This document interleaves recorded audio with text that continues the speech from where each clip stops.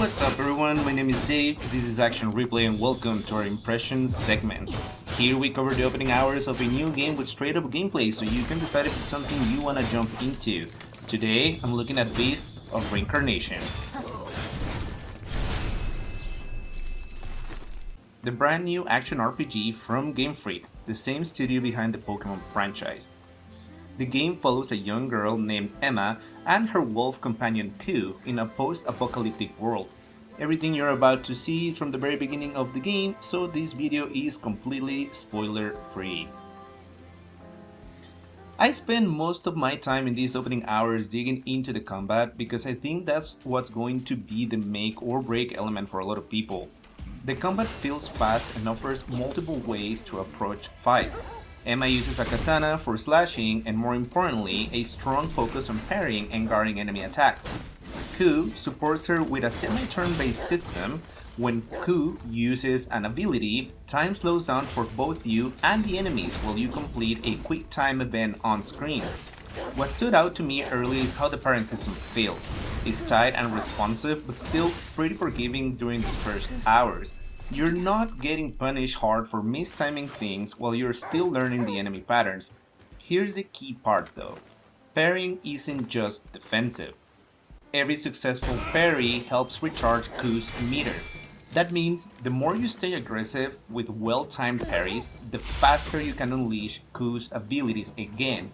Because of that loop, the game actually starts to feel like you're controlling both characters at once. You're slashing and parrying with Emma while constantly feeding Ku's ability bar so he can jump in and unload on enemies. Once that rhythm clicks, fights become this constant back and forth between the two of them. There's a stagger bar on enemies, but the game clearly wants you leaning into the parry system rather than just swinging away. Think more Devil May Cry energy with its own twist. Some enemies can feel a little tough if you are not reading attacks and parrying correctly, but the systems are designed to reward that engagement. It took me a few hours to really find my groove, but once everything started clicking together, the combat definitely became more noticeably fun and fluid.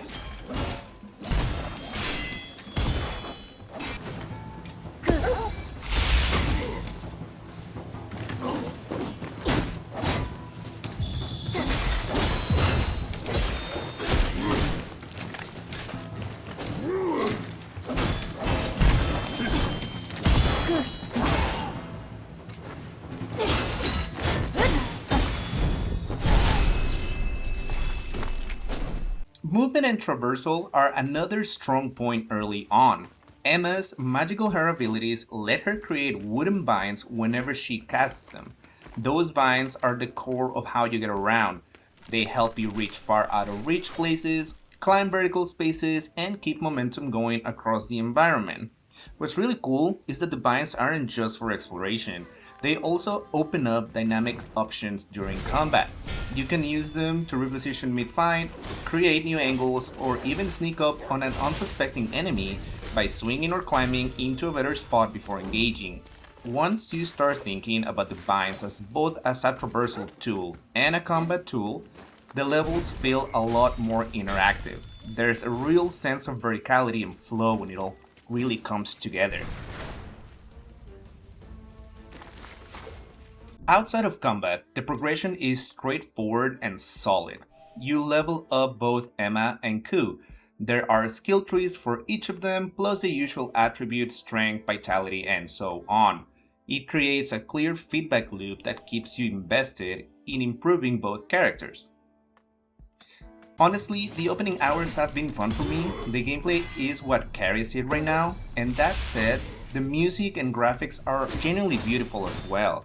The soundtrack is melancholic and epic with a strong Japanese identity, and I found myself stopping more than once just to look around and listen.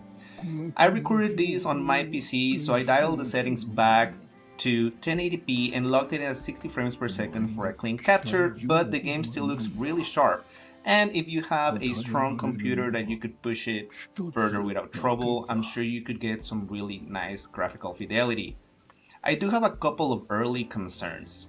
Combat could risk feeling repetitive later if there isn't enough new mechanical meat as the game opens up. These are the only opening hours, so I'm optimistic it will expand, but it's something I'm watching. As for the story, I'll be quite honest guys, I don't really know what's going on yet. The game opens up with a cinematic battle sequence, but then cuts back via flashback to the area we're seeing here in the video. I may have been so focused on the combat systems and everything else that the narrative details might have flew past me, but I'm hoping it starts to land harder the deeper I go. My honest recommendation right now is to check out more footage and impressions before deciding if this is something for you.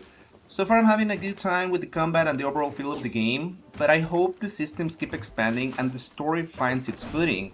If the combat depth plateaus or the story never clicks, that could change the overall picture. But based on these first couple hours, I think this will be an interesting one, guys.